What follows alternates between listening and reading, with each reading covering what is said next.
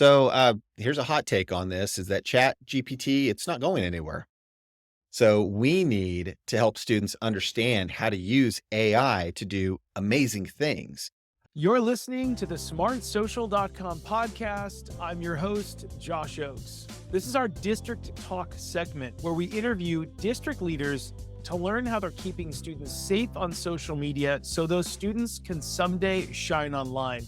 Now, let's get back to the interview. I'm Don Austin, Superintendent of Schools for the Palo Alto Unified School District. We have 18 school sites serving about 10,300 students in the city of Palo Alto, home of Stanford University. All right. So, hello, everybody. My name is Angel Rivera. I'm the superintendent of Mesquite ISD, a little suburb of Dallas, south corner of Dallas.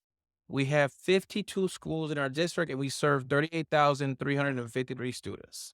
All right. So my name is Jason Perez, and I am the superintendent for Deer Creek Public Schools, which is located in Edmond, Oklahoma, which is just outside of Oklahoma City. We have 9 school sites, and that spans over 72 square miles with a little over 7,600 students. The first question for you is, how is your school district approaching ChatGPT? Yeah, so, again, it starts with modeling. And I wrote to over 20,000 stakeholders 2 weeks ago and said that Palo Alto Unified is going to fully embrace not only ChatGPT, but artificial intelligence tools in general. I think it's really important to know that the same week I was working on ChatGPT and thought it was the greatest thing I'd ever seen, there were 100 artificial intelligence programs that were developed the same week. So let's remember, it's just scratching the surface. Right now, I'm meeting with students to get their thoughts about not only how they're using it, but what they think of it, and redefining what is cheating, what is aiding, some of those questions that we're going to really need to rethink. Organizationally, within the actual operations of the district, I'm sharing it in every setting I'm in within our school district to say, well, if you need an editor, it can be an editor. If you want to start real low level, if you want to start brainstorming, it's a great brainstorming tool. And more recently, I'm using it to analyze data, and to not only analyze data, but then asking questions such as, if you were a parent, what would be the most interesting thing that came out of the data that you just analyzed? Again, it's not a cut and paste, but it's a brainstorming. And in the last question, I did an exercise like that just recently and gave me back 3 bullet points. One of them blew my mind. In fact, I had to write back in and say, how did you reach that conclusion?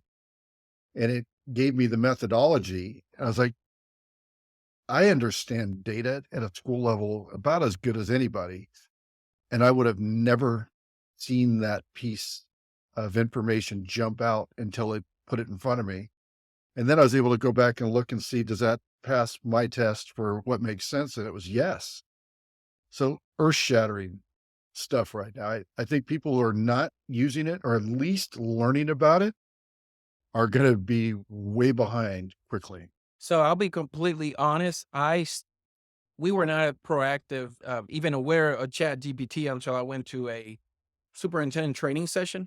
We did not address it proactively. So we're now reviewing. And last week we had a meeting where we said, okay, what are the potential problems that this brings? But I also asked, what are the potential opportunities that this brings? Because I tend to look at things 2 different ways, problems and opportunities. And I think there's more opportunities, but within these opportunities, there needs to be a pedagogy change in the teacher's approach to teaching.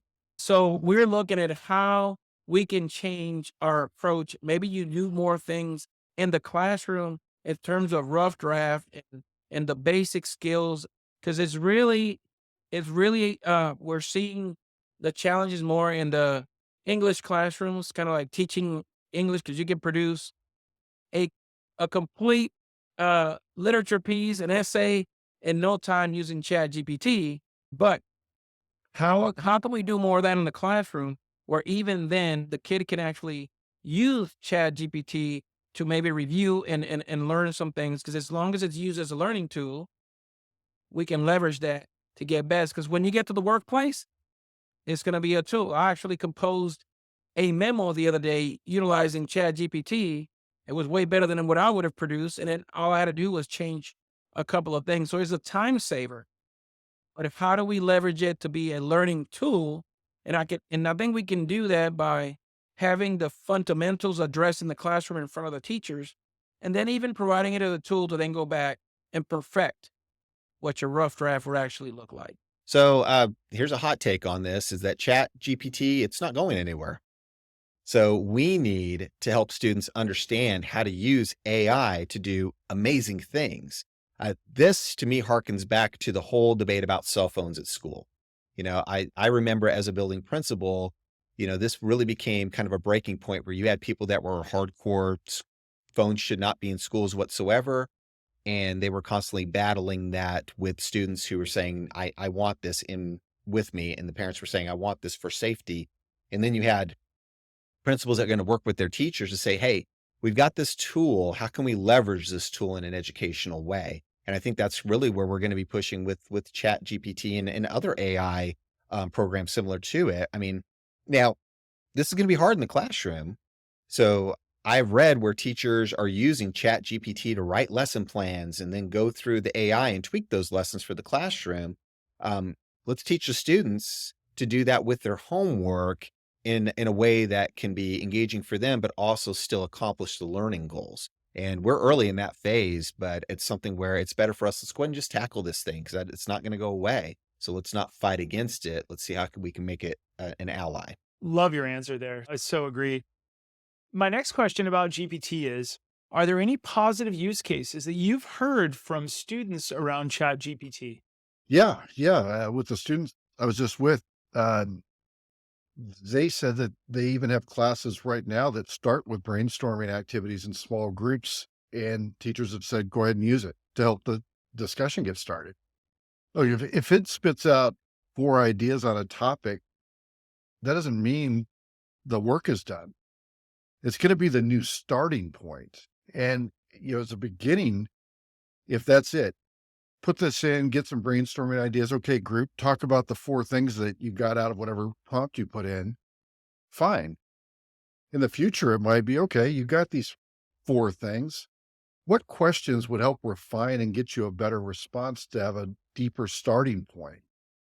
I think that this thing's going to evolve in ways we can't even imagine right now. I will tell you that when I spoke with our student group and said we need to get some rules and some parameters about how we're going to use these tools, a student, a sophomore, raised her hand and said, Dr. Austin, respectfully, by the time you come up with the parameters and rules, it will have evolved to a point to where those rules and parameters no longer even make sense. And I had to laugh. She's totally right. So I think trying to keep up or get in front of or put walls around it is just, it's a poor exercise, doomed to failure. Yeah, I think it's still really in these early phases for a lot of students where they're kind of experimenting on their own. And it catches some teachers by surprise where they're not exactly sure how to be able to respond when they come across these situations. And nobody is really like openly saying, hey, let's find out how we can use ChatGPT to really benefit our classroom learning environment. We're not there yet, but I think we can get there pretty quick because, as we're looking into this new uh, generation of teachers coming into the classroom, like they're wanting to leverage technology. They know how to do it. They don't need the amount of training that some of our veterans have had because this is the language they've always spoken. So they're more open to trying to be able to use these new ideas in their classroom and make it work for them. So that's a long way of saying that we haven't had that personal experience with it yet, but really are eager to be able to have those stories to tell in the future. The last question I have for you on ChatGPT. With regards to ChatGPT, are you changing any of your techniques for grading students or the types of assignments being used in the classroom?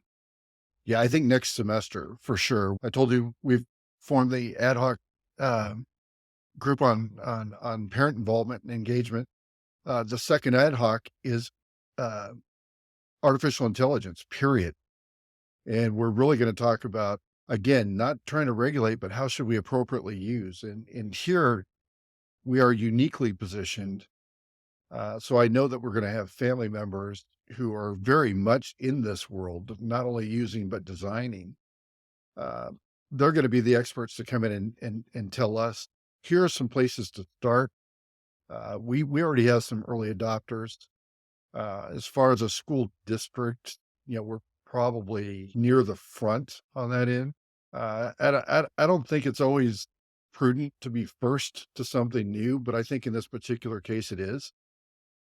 So we're going to work through that with common sense, with playing with it. Gosh, every time I touch this thing, I learn something new and can apply it in a different way and have a conversation with somebody else.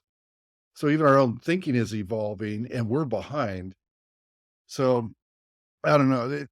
I've seen a lot of tools over time. There's nothing that's excited me like this that I've seen in my entire career.